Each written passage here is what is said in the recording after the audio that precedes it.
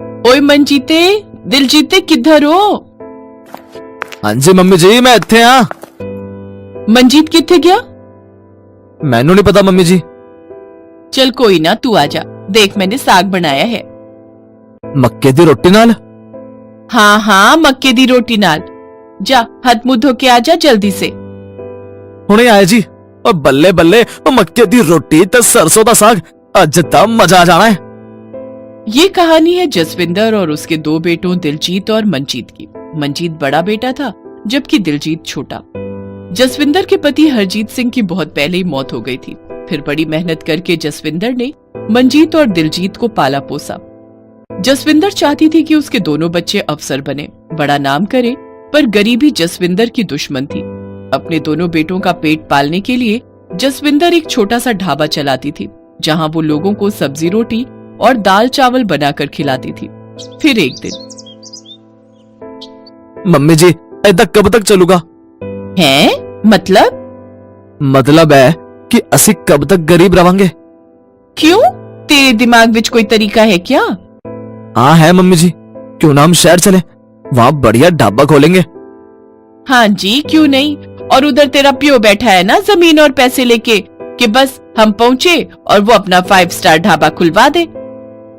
अरे प्यो वहाँ नहीं बैठा है, पर पापे दी जमीन तो इधर, उसे बेचकर तो खुल सकता है ना अपना ढाबा। देख मंजीते, वो तेरे पापा दी आखिरी निशानी है, और वैसे भी कदी आड़े वक्त लई उसे रहन दे। हाँ बाजी, मम्मी जी की बात सही सी। और तू चुप करो, इससे आड़ा वक्त और क्या आएगा। इतना कहकर मंजीत वहां से गुस्से में चला गया। जसविंदर ने उसे लाख समझाने की कोशिश की, पर मंजीत ने जिद पकड़ ली थी। वो चाहता था कि जसविंदर अपनी पुश्तैनी जमीन बेचकर उसे उसका हिस्सा दे दे और वो उन पैसों से शहर में एक बढ़िया कैफे खोले। जब जसविंदर मंजीत को समझा न सकी तो उसने बुझे मन से कहा, ठीक है पुत्र, जैसी तेरी मर्जी, पर तू शहर जाकर करेगा क्या? मम्मी जी, मैंने ना उधर जाके कैफे खोलना है। मैं उधर पिज्जा बर्गर पेस्ट्री बेचूंगा। देखना माँ जी, मैं इतने पैसे कमावांगा तो फिर आपको और दिलजीत नू कोई दिक्कत नहीं होगी। ठीक है बाजी, फिर तो आप ना मुझे ना नवी मोटरसाइकिल दिला देना। आहा, क्यों नहीं काके। जसविंदर को मंजीत की खुशी के लिए अपनी पुश्तैनी जमीन बेचनी पड़ी। जमीन बेचकर जितने पैसे मिले उसके आधे पैसे उसने मंजीत को दे दिए। और फिर, मम्मी जी चलता हूँ, फिर ख्याल रखिए अपना। ठीक है पुत्र, बस कदी कदी गांव भी आते रहना। मंजीत पैसे लेकर शहर चला गया। वक्त गुजरा और दोनों भाइयों की शादी भी हो गई। मंजीत ने शहर में एक मॉडर्न लड़की सिमरन से शादी कर ली, तो उधर जसविंदर ने अपनी सहेली की बेटी सुखप्रीत से दिलजीत की करा दी। सुखप्रीत को खाना बनाने का बहुत शौक था। उधर मंजीत की पत्नी सिमरन को भी खाना बनाने का शौक था, मगर फिर भी दोनों में काफी अंतर था। मम्मी जी आ जाओ छेती, मैंने आलू दे परोठे बनाए हैं। अरे वाह, की बात है। ओ ला सुखी, मैनू भी दे दे छत्ती। दोनों ने बड़े चाव से परोठे खाए। फिर उंगली चाटते जसविंदर ने कहा, कमाल के परोठे बनाए तूने पुत्र, बस माड़ी जी मिर्च तेज हो गई, वरना परोठों का तो कोई जवाब ही नहीं। ठीक है मम्मी जी, मैं आगे से ना ध्यान रखूंगी। मम्मी जी, वैसे मुझे ना आपसे साग बनाना सीखना है। आपके हाथ के साग का ना कोई जवाब नहीं। वाहिगुरु जी दी सौ। ठीक है पुत्र, चल शाम को हम दोनों मिलकर साग बनाएंगे। ओए साग बनाना पर मक्के दी रोटी नाल। हाँ जी, तुसी फिक्र ना करो। एक तरफ मंजीत अपनी मॉडर्न बीवी के रंग में रंग चुका था और वहीं अपना मॉडर्न कैफे चला रहा था, तो इधर गांव में जसविंदर अपने बेटे और बहू के साथ बहुत खुश थी। पर किस्मत का फेर अभी बाकी था। एक दिन जसविंदर अचानक बेहोश हो गई और उसका मुंह टेढ़ा हो गया। अपनी माँ की ऐसी हालत देखकर दिलजीत फौरन जसविंदर को लेकर शहर भागा। डॉक्टर ने उन्हें बताया कि जसविंदर को लकवा मार गया है और अब उसका लंबा इलाज चलेगा।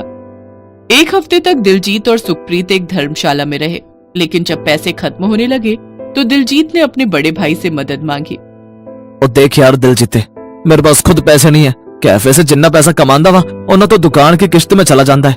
और काके, मैं तुझे अपने पास भी नहीं बुला सकता। मेरे पास तो इत्थे बस 2 ही कमरे ने। ठीक है बाजी, कोई गल नहीं, मैं संभाल लांगा। मंजीत ने दिलजीत से झूठ कहा था। सिमरन और वो पिज्जा और बर्गर बनाकर और बेचकर खूब पैसे कमा रहे थे और ये बात दिलजीत भी जानता था। पर वो अपने भाई से बहस नहीं करना चाहता था। फिर उसी शाम, सुनो जी, इंदा तो हमारे सारे पैसे खर्च हो जाएंगे, फिर हम मम्मी जी का इलाज कैसे कराएंगे? हमें इत्थे ही कुछ तो करना पड़ेगा जी। तू सही बोल रही है सुखी, पर असी करांगे की? करना की है जी, कोई दुकान किराए पर देखो और असी खाना बना के बेचेंगे। ओए कमलिए, सानू तो शहर दा कुछ आंदा भी नहीं, की पकावांगे और की खिलावांगे। एक बात बोलू जी, ये शहर में ना पिज्जा बर्गर हर जगह मिलते हैं, पर सरसों दा साग आलू दे परोठे बहुत कम मिलते हैं। मेरा दिल कहता है कि अपना देसी स्वाद ना यहाँ दे लोकां नू खूब पसंद आएगा। बात तो तू ठीक बोली, मैं कर दूंगा कुछ। किस्मत ने ऐसा खेल खेला कि दिलजीत को ठीक अपने बड़े भाई मंजीत के सामने वाली दुकान ही किराए पर मिल गई। हालांकि इस बारे में दिलजीत को कुछ पता नहीं था। अगली सुबह सुखप्रीत ने अपने मिट्टी के चूल्हे पर साग बनाना शुरू किया और तभी ओए, तुम दोनों को हम पैसे नहीं दे पाए तो तुम दोनों हमसे दुश्मनी निकालने यही दुकान के आगे बैठ गए।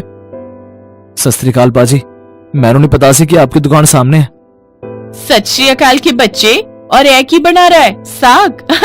अरे पगले, ये तेरा गांव नहीं है जो तेरी घरवाड़ी के देहाती पकवान यहाँ चलेंगे, और वो भी हमारे शानदार कैफे के सामने। तो अड्डा भाई पगला गया है जी, और इसकी घराड़ी भी। भाभी बदतमीजी ना करो, आप चले जाओ आप।